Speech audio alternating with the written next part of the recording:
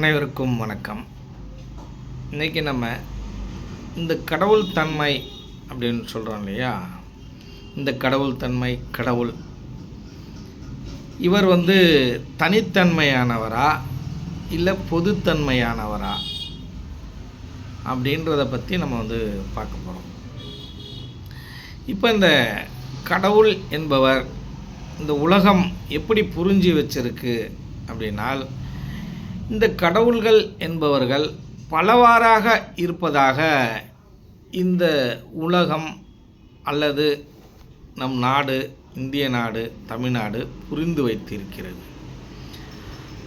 அதன் பிரகாரம்தான் இந்த மனித கூட்டம் அதிகமாக இயங்குகிறது, நம்புகிறது. எதை நம்புகிறது அப்படின்னால், இந்த பொது கூட்டமாகவே இந்த கடவுள் தன்மையை இது நம்புகிறது. இது பொதுத்தன்மை வாய்ந்தது என்பதை நம்புகிறது. ஏன் பொதுத்தன்மை வாய்ந்தது அப்படின்னு நம்ம சொல்கிறோம் அப்படின்னால், இந்த வேதங்களை பொறுத்தவரையிலும் இல்லை மற்ற மதங்களை பொறுத்தவரையிலும் இது பார்க்கும்பொழுது நம் இந்து மதத்தில் இதை எப்படி பார்க்குறாங்க அப்படின்னா, பல தெய்வங்கள் இருப்பதாக, பல கடவுள்கள் இருப்பதாக இவர்கள் குறிப்பிடுகின்றனர்.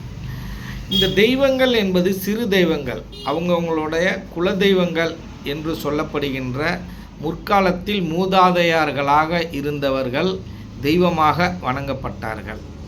அவற்றையே நாம் சிறு தெய்வம் என்று கூறுவோம். அப்பொழுது இந்த கடவுள் என்பவர் யார் அப்படின்னால், அந்த சிறு தெய்வங்களுக்கும் மேலே இருப்பவர் என்பதை நீங்கள் புரிந்து கொள்ளுங்கள். இப்போ இந்த கடவுள் தனித்தன்மையானவரா பொதுத்தன்மையானவர்னா, இங்கே எல்லாரும் என்ன நினச்சிட்ருக்கீங்க, பல கடவுள்கள் இருக்காங்க. சிவன், பார்வதி, விஷ்ணு, திருமால், பிரம்மா, இது அது முருகன், பிள்ளையார்னு இங்கே பல கடவுள்கள் வச்சுருக்கிறதுனால இது பொதுத்தன்மை வாய்ந்ததாகவே நீங்கள் நம்பப்படுகிறீர்கள். ஆனால் அதுவல்ல உண்மை.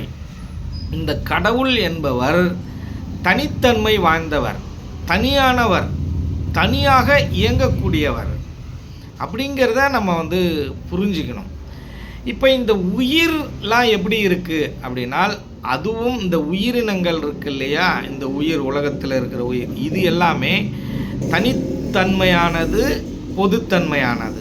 ஆனால் இந்த கடவுள் என்பவர் முழுமையாக தனித்தன்மை வாய்ந்தவராக தான் இருக்கிறார்.